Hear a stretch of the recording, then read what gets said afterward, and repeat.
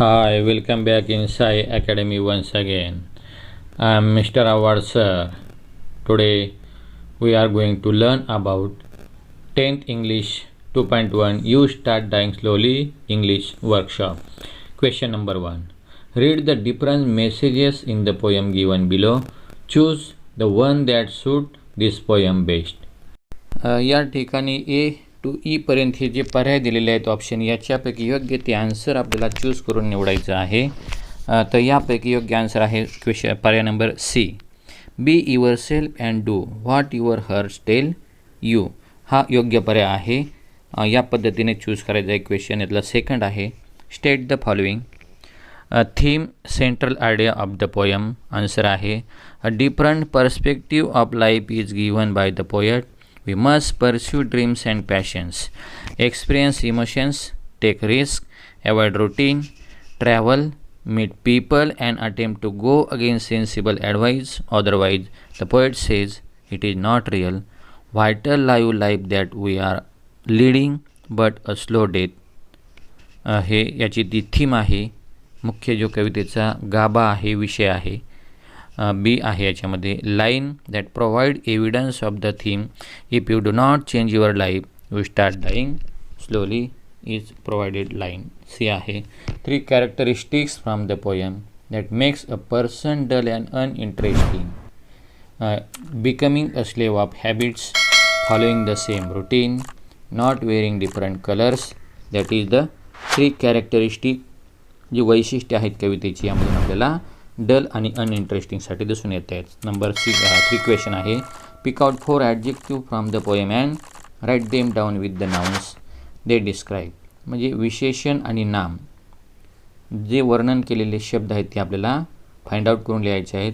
Same path, turbulent emotions, sensible advice and different colours. That is the 4 adjective with noun.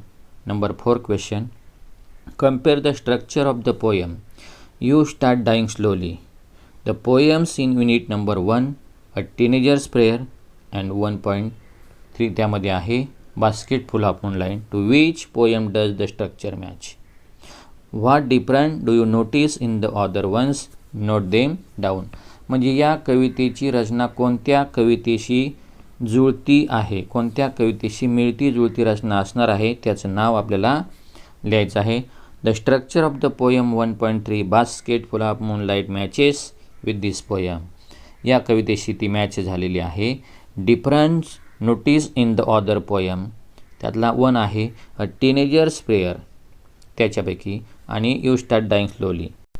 Teenagers प्रेयरमध्ये आहे metric, rhythmic, rhyme scheme आणि you start dying स्लोलीमध्ये free verse, no rhymes or rhythmic scheme.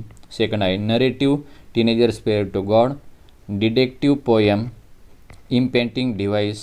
3 आहे a group of 4 line in each stanza, different number of line in each stanza, different figure of speech, mainly repetition in the beginning of each line. म्हणजे यासारखा हा difference आहे. Question number 5 what expression is repeated in the poem, how many times and why do you think the poet emphasizes it.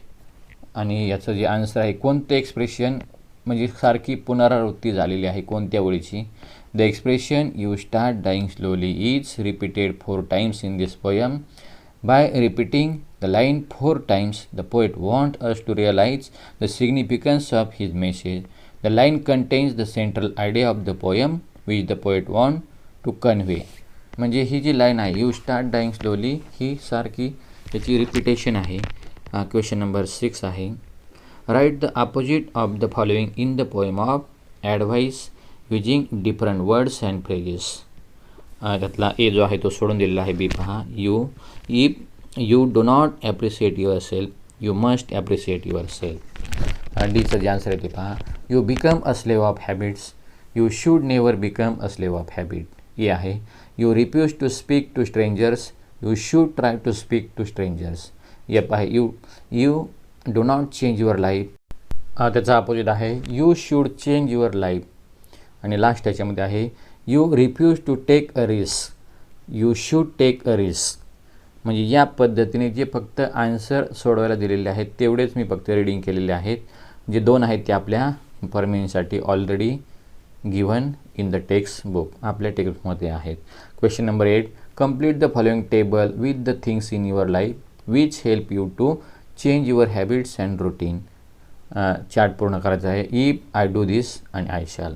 If I do this आणि I शॅलचा हा chart तुम्ही पाहून आपल्या नोटबुकमध्ये right down करून घ्या. Question number 9, everyone needs inspiration to move ahead or make progress in our life. There are some things which inspire us to live better. What are those things?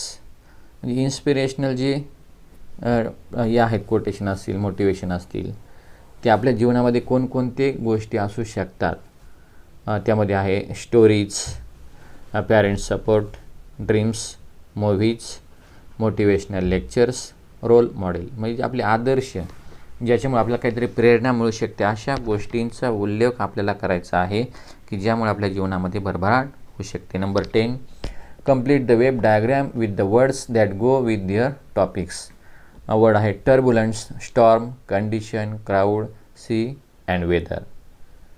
That is हे related word based question. Web diagram सारखा आपल्याकडं हा आहे. Glistening, fish, hair, waist, street, stars, eyes. म्हणजे चमकणाऱ्या ज्या गोष्टी आहेत त्या वस्तूबद्दल आपल्याला सांगायचे. नेक्स्ट आहे sensible, advice, dialogue, idea, person and deal.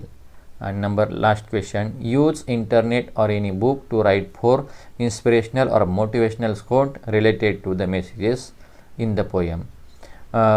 We first make our habit, then our habit make us. Second, you must more from failure, from then success. 3 आहे only I can change my life, no one can do it for me. आणि 4 आहे never worry about the problems, always worry about the solutions. Thanks for watching my video. Goodbye.